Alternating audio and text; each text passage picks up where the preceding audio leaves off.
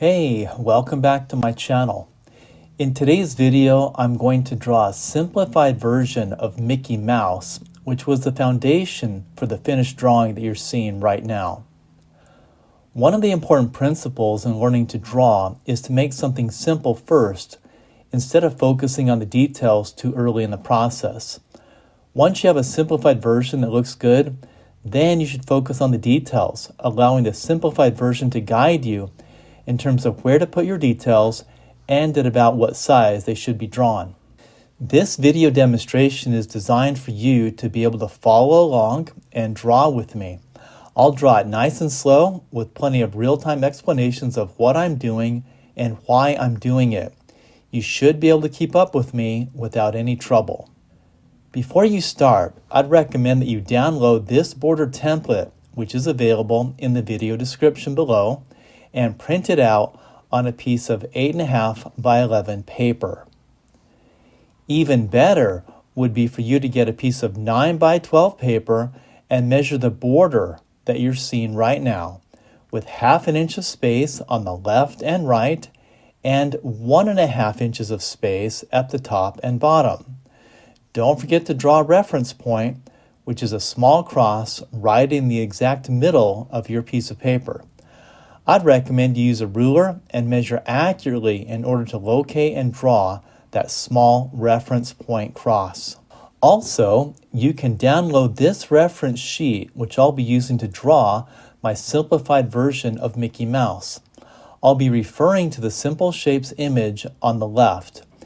If you'd like to refer to it while you draw with me, it's available for download in the description of the video. So, if you're ready to have some fun, print out your border template or measure your border on a 9 by 12 piece of paper. Print out your reference sheet, grab your pencil and your eraser, and let's make a simplified version of Mickey Mouse, the mascot of Disneyland, the happiest place on earth. Now with my border set up like this once again, what I want to do first is draw a line of action. But since this line of action is so important, I want to take some time and locate a few locations before I draw it. The first thing I want to do is come over here to this left border. I'm going to come into the right, and I'm going to put a mark, vertical, about right here. Okay? And I want you to notice how far away that is from my border. A mark right there. Okay? This line of action is important, so I want to take my time on it. Okay, now I want to find my line of action where it touches my top border. So what I'm quickly going to do is from my reference point in the middle, just super light, I'm going to draw up like this, a straight vertical line freehand. I'm not going to use my ruler on that. And then what I want to do is from where it touches my border right here, I'm going to go over to the right a little bit, about right here, and I'm going to put a mark. Now this is where I want my line of action to start, right there. It's a little bit to the right of that center line that I put right there. Okay, now when I take a look down here at the bottom, I want to do about the same thing. I'm going to come down with this vertical sketch mark to help myself, and I'm just doing this barely super light so you just barely see it. And I'm going to come in to the right just a little bit shorter of a distance, maybe about right here. Okay. So I'm putting all these marks to help myself do something very careful here. Okay, now one more thing. I'm going to go back to my reference point right here, and I'm going to draw a slanting downward to the left line, like this. This line is very important, until it touches this line right here, which I made just like that. Now at this point right here, this is the spot that I want to look at when I'm drawing this line of action. So watch what I'm going to do. I'm going to go like this. I'm going to draw from this spot right here to this spot right here. And I want to do that with a nice gently curving line that doesn't curve very much at all. So I'm going to go just like this here. So I'm going to showing you this motion like this, from this mark to this one. Okay, notice that for me? So I kind of showed you that indication of it, and let's see here. I'm going to make it a little darker now so you can see it. But this line of action is very important.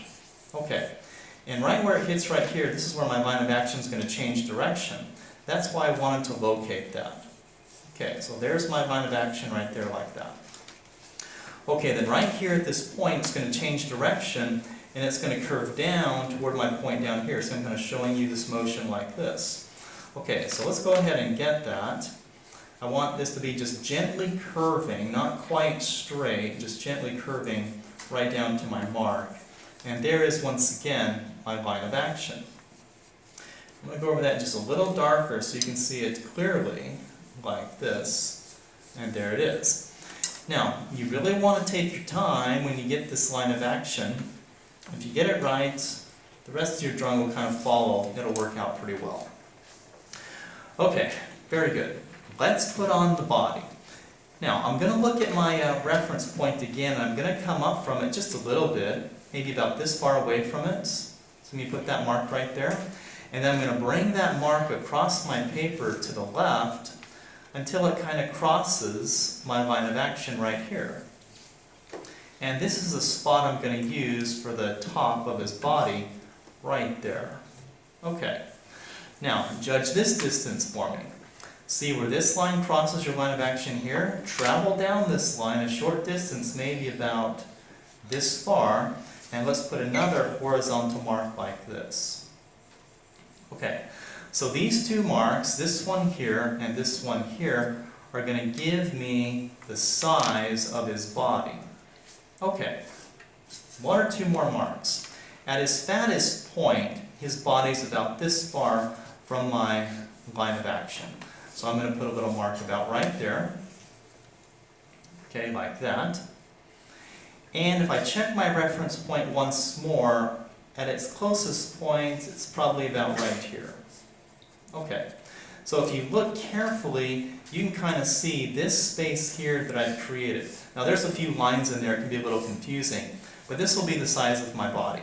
Okay, and it's going to look like this. It's going to be very curvy.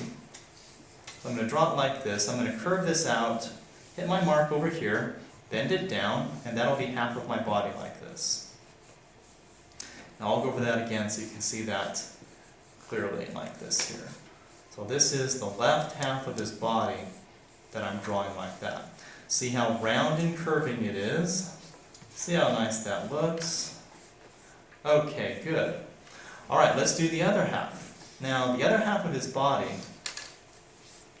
I'm going to want that to kind of be about like this here, filling up this space. Get a nice bend in his back, so his back's not straight. I want to have a nice curve to his back, and there it is. It's kind of shaped like a pear, or a bean, as you can see. Now take your time as you get the shape of his body. Don't rush through it. Take a look at it. Make sure that that body looks good to you. That's a nice, simple Disney body. That was a pretty easy body. It just took some time to position it, as you can see here. Okay, excellent. Now, most students, let's work on the head next. Most students, when they work on the head, they make his head too small. But I want to take a look at a few things, negative space and comparisons, to get this head right. Okay, the first thing, the bottom of his head is basically even with the top of his shoulder, so that's pretty easy. So we know the bottom of his head is going to be right here. Okay, side of his head. Remember, I had this line from my reference point going up. Okay, now pay close attention. Here it is, and I'm going to go out to the right just a little bit further right here, and this will be the side of his head. He's got this huge head. Okay, so just a little bit right there. Okay, notice that. And then if I look at this point where my line of action changes direction, and if I take a look and go, if I bring this up and go just a little bit to the left of it, maybe about here, that'll be the side of his head. Okay, so I found the bottom, right side, left side, okay? And then the top, I'm going to use some negative space. Now, as you would expect, this mouse has some ears, So I need to come down from my border to leave room for his ears. I want to come down maybe about, this far.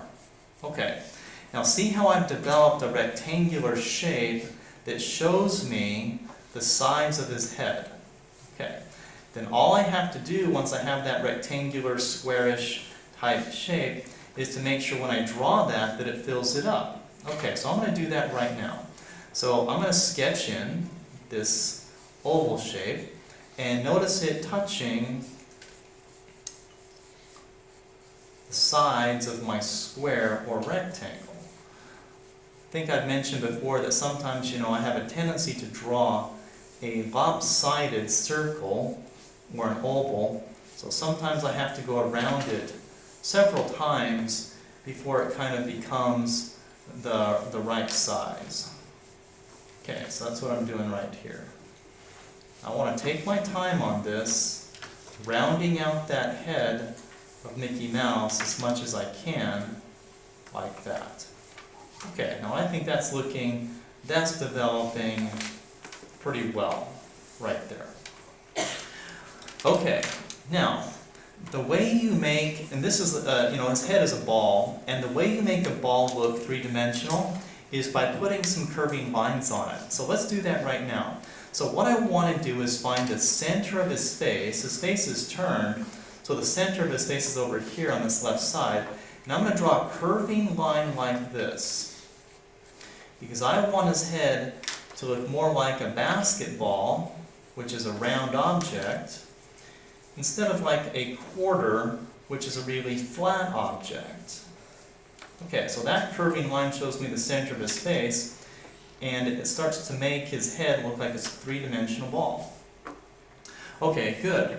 Now let's put a couple other curving lines across this. Okay, I'm going to put one right here. Notice how I'm going to curve it down, and then I'm going to curve it up over here, like that. Curving lines across a circle turn it into a ball. Okay, that looks pretty good. Okay, let's do another one. Let's go up here about right there. Let's do another curving line. So curve it downward, and then curve it upward to get that three-dimensional look to his head. Okay, that's looking pretty good so far. All right, let's attach a snout to this very three-dimensional shape. Okay, here we go. So for his snout, this is what I'm going to do. I'm going to come inside his body, about right here. I'm going to put a little crossing line on my line of action right there. So I want his snout to drop down inside his body. Okay, so let's do that right here. Here's the bottom of his head, and I'm going to come off it with a curving line and draw down to that crossing mark right there. Then I'll stop for just a second. Okay, that'll give me the bottom of his snout. Okay, I like that pretty well. Okay, I'm going to come up to this side of his head, and where this line touches the ball, right here, I'll just put a little mark there. That's my connection point. Okay, so all I want to do then, so I'm connecting to here, is take this and curve it up like this. I'm showing you the motion like that. Okay, so let's go ahead and do that. Let's get that curving up like this, nice and round, and that'll give us the shape of his snout. Okay, take your time on that. Okay, let's do a nose. And once we add this nose, he's really going to start to look like Mickey Mouse, even though he's a very simply shaped drawing. Okay, so right over here I want to draw an oval. About half of it is going to be inside his snout, and the other half will be outside. But my oval's not going to be straight up and down, it's going to be kind of leaning. Okay, now I did that super light. I'm going to go over that so you can really see that well for me. Okay, so here it is right here. Checking my negative space from my border. Yep, I'm in about the right spot. I'm going to go over that, make sure it's nice and curving, and make sure that it's kind of leaning. Once we do that, we can already see the character of this mouse beginning to develop. Kind of recognizable. Okay. Now, of course, he would not be Mickey Mouse without some ears. So let's put some ears on here. Okay, so positioning the ears. Let's do the top of the ear. It's right under my border, so we want to have a really thin negative space right here. So I'm going to go ahead and do that right here with a horizontal line. Now that's where I want that ear to be. I want that ear to touch that. Okay. Now, take a look for me back to your line of action. Remember where that is? It's right here. I want you to notice it. And I'm going to put a mark this far away from it, kind of slanting right there. Okay, good. I'm going to put one more mark. If this is his head right here, his head coming straight up, I'm going to go into the right, about like this. So, I want his ear to fill up this space right here. And this oval is also tilted. It's not quite straight up and down. Okay, now I did that super light. See it right there?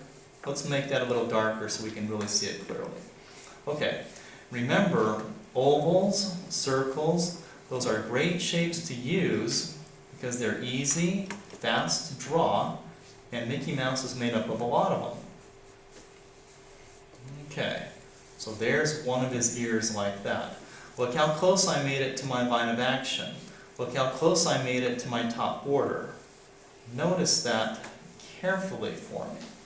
Okay, if your oval looks a little lopsided, just kind of draw over it again. Notice how just a little bit of it comes inside the top of his head. Okay, good. Let's move on to the second ear. Okay, now one of the tricks of drawing that I like to use is I like to compare what I'm drawing with something on my paper I already drew. So I want to draw the bottom of his ear, and I'm going to compare it with this curving line right here. And I think the bottom of his ear is just basically straight across from where it touches. So this is the bottom of my second ear right here. And that compares nicely with this line that I drew right there. Okay, this second ear as well is going to be just barely to the right of my line of action, maybe right here. And there's going to be a small sliver of ear inside his head right there. Okay, now one more thing. A lot of students think that the two ears should be straight across from each other. No, let's put this ear lower.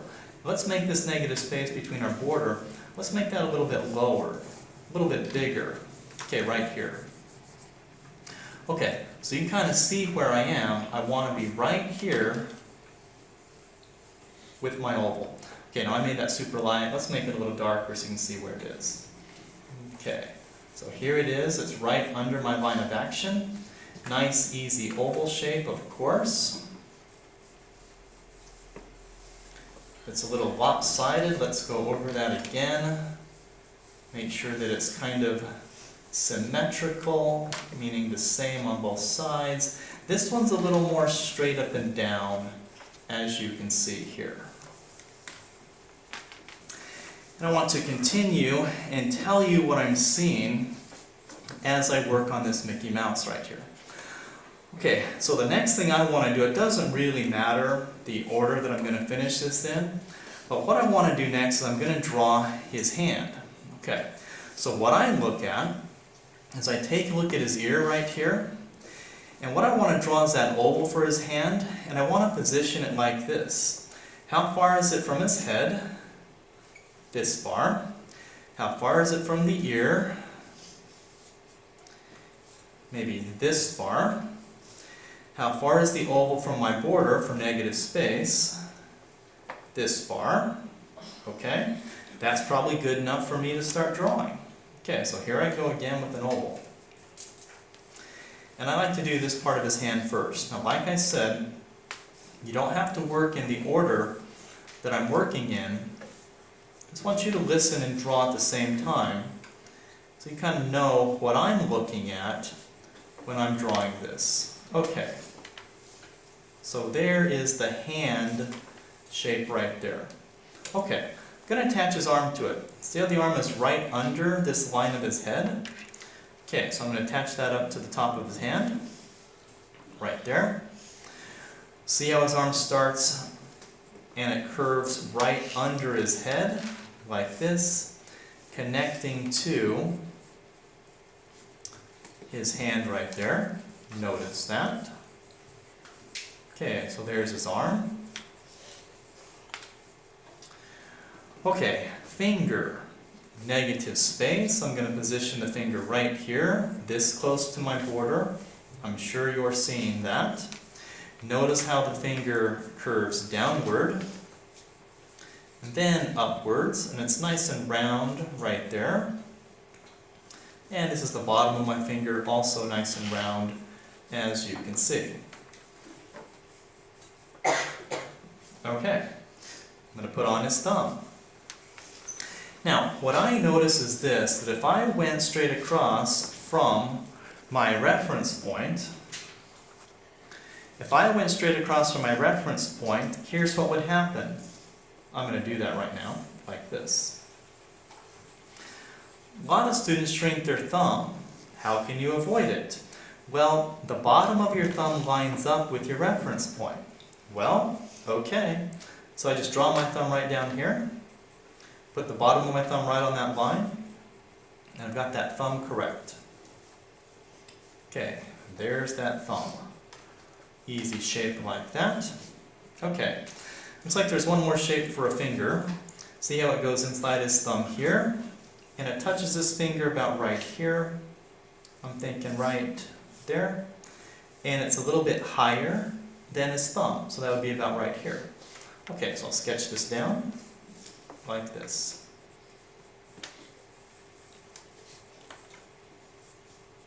Okay, that looks pretty good.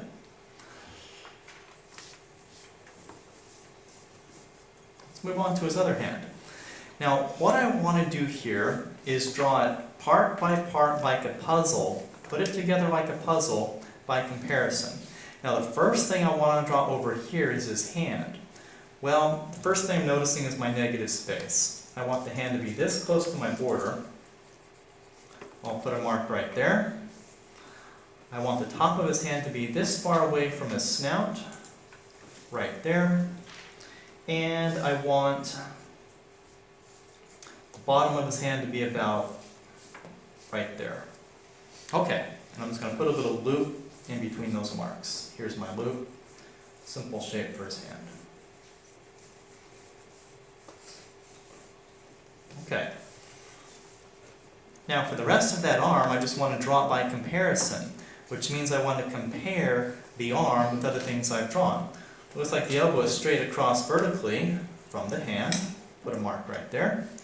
It starts right under his nose, goes across, make a little curve right there. Leave that alone for a second. Put on his little wrist right here. Another little curve. Okay. And his arm will come down nice and round and connect down there like that. Put a little line coming across, put a little crease in his arm.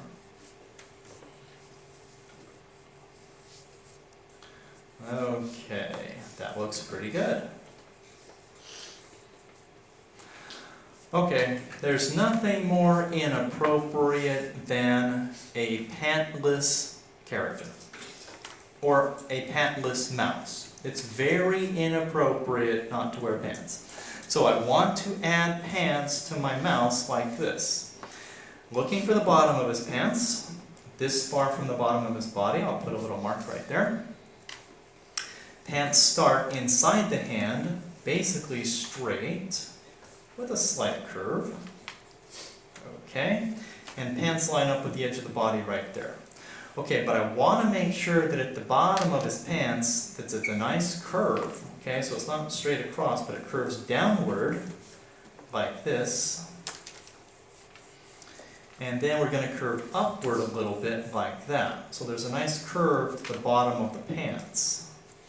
Okay. See how this side of its pant right here is kind of parallel to my line of action. Parallel means at the same angle. Okay, good. Now, what's really important about this figure is getting his legs nice and tilted. Naturally, we want to draw legs that are straight up and down, but what I'm going to use is this line of action here to help me angle his legs correctly. Okay, so I'm going to go ahead and start that. I'm going to start here. His legs just remind me of a pipe, so I'm going to come down like this. Maybe about that far. And at the bottom of this pipe for his leg, I want to make sure I'm rounded at the bottom. Okay, that's just a little pipe for his leg. And you can notice how the leg is at the same angle as your line of action.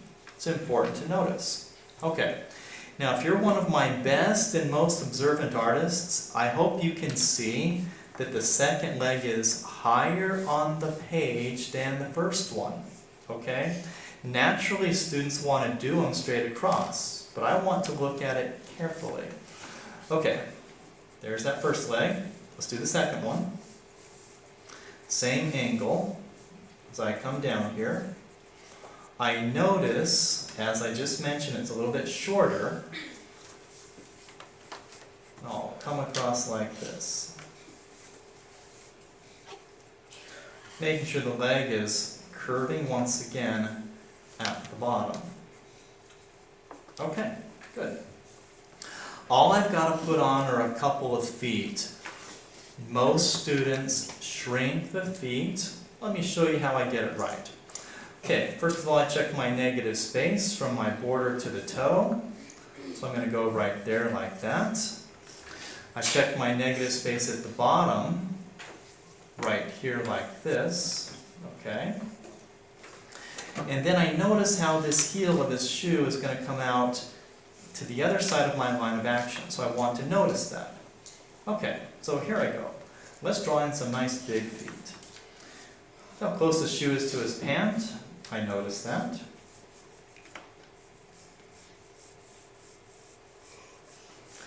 Some brown. See how this first shoe touches his other leg right there. You got to notice that. And we'll come down, and there it is. Okay. Now let me show you one more trick of drawing, which I sometimes like to use. Now, if I am concerned about the position of my second foot that I'm about to draw, let me show you what you can do.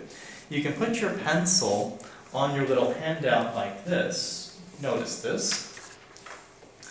And I can line up my pencil with the edge of his shoe to see if it hits something. It hits at the exact spot where his thumb intersects with the finger. So that's exactly right here. So if I go ahead and do that like this and bring this line down, that'll tell me how far out the shoe goes. And that will mean that the shoe will line up in the right spot compared to something else I drew. Okay, so I'm going to go ahead and draw that then. Okay, here's the top of it. I'm going to come out right over to my mark right there. I'm noticing that this shoe goes inside my first shoe. It comes down, really small negative space at the bottom. Coming up, and there it is. Okay, I'm going to make that just a little bit darker so you can see that. My shoe is fairly straight across at the top. Nice and round where it hits that. I want to mention that again, that my toe lines up right here with that part of my finger. So I'm feeling really good about that.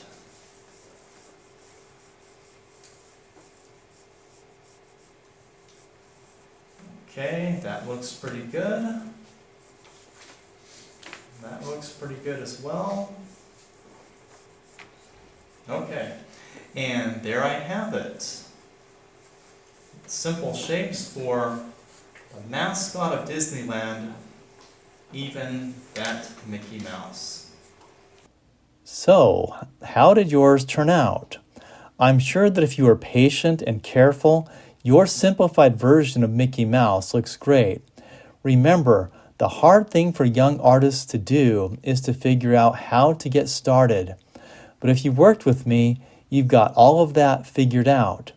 Your drawing is accurate in terms of size and proportion, and now you're ready for the details.